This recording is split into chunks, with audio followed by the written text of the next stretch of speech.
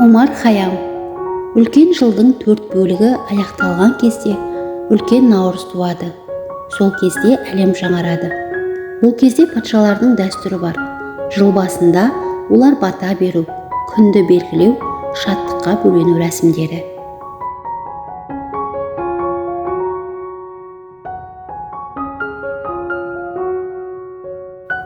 Мәшһүр Жүсіп Көпеев. Қазақта наурыз деген кісі аты болған. Келін-кепшіктер атай алмай, ұлы күн деп, ұлыстың ұлы күні деп кеткен. Ұлыс түркінің ата-бабаларынан қалған ескі тіл. Біздің қазақта ұлыстың ұлы күні наурыз. Мағжан Жұмабаев. Қазақтың жаңа жылы жазғытұры күн мен түннің теңелген 22 наурыз күні болады. Жаңа жылдың ертеңіне жарық, жылы күн қараңғы, суық түннен ұзара бастайды. Бұл ретте қазақ жаңа жылы ғылым қойнына да барып кіріп қалады. Сұлтанбек Қожанов. Наурыз жыл басы. Наурыз мұсылманшылықтан бұрын шыққан мейрам. Наурыз ел шаруасымен күн көріп, табиғат шарттарына тұрмысы көбірек байланысқан елдің тұрмысы тудырып отырған мейрам.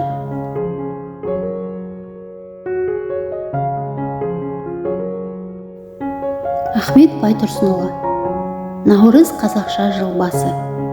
Бұрынғы кезде әр елде наурыз туғанда мейрам қылып, бас асып, қазан-қазан көже істеп, ауылдан ауылға, үйден үйге жүгіріп, кәрі жас, қатын-қалаш бәрі де мәз болып, көрісіп, араласып қалушы еді. Міржақып Дулатұлы. Наурыз қазақтың шын мағынасындағы ұлт мейрамы.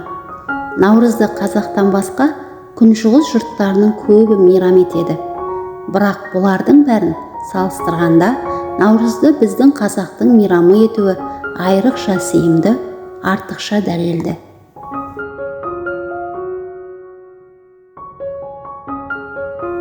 Әлихан Бөкейханұлы.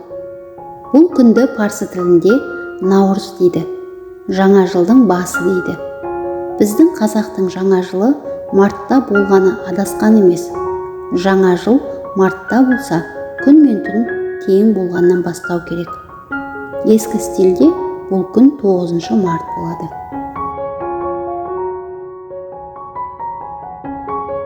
Абай Құнанбайұлы. Ол күнде наурыз деген бір жазғытұрым мейрамы болып, наурыздама қыламыз деп, той тамаша қылады екен. Сол күнін ұлыстың ұлы күні дейді екен.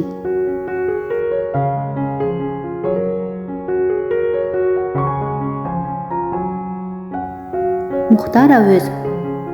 Наурыз күншығыс халқының көбінің мейрамы болған.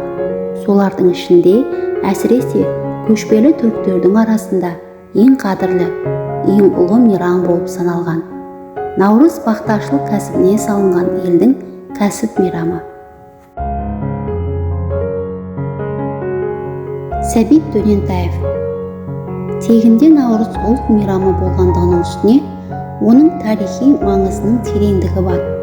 Қыстың кетіп, жан иесі өмір қуатын тоғысқан жыл, жаздың келетіндігіне барлық жаратылыспен қатар қазақ елі де қуанатын.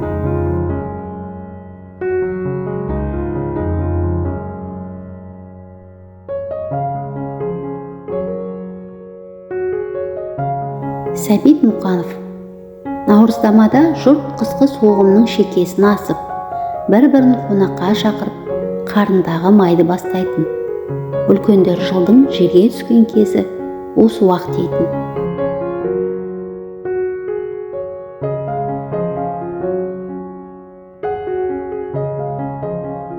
Махмұд Қашқари. Көшпенділер өз жаңа жылдарын тойлағанда, барлығы бір ауылда жиналып, өткен ескі өшпенділіктерін ұмытып, қару-жарақтарын тастап, бір-біріне ізгі тілектерін айтады.